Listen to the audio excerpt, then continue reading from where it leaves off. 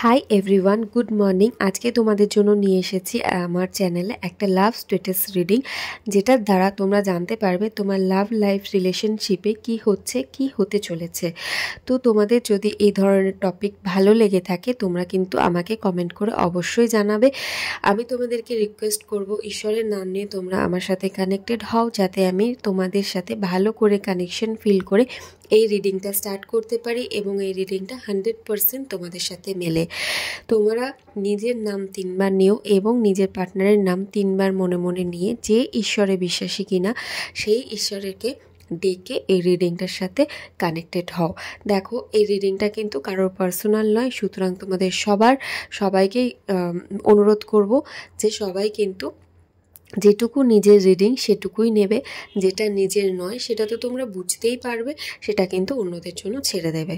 তো চলো শুরু করা যাক। আজকে তোমাদের ফার্স্ট যে কার্ড বেরিয়ে এসছে তাতে আমরা দেখতে পাচ্ছি তোমাদের যদি কোনো রিলেশনে, তোমাদের লাভ রিলেশনে যদি কোনো টাকা পয়সা সংক্রান্ত ব্যাপার থেকে থাকে সেটা কিন্তু আজকে তোমাদের মিটে যেতে চলেছে।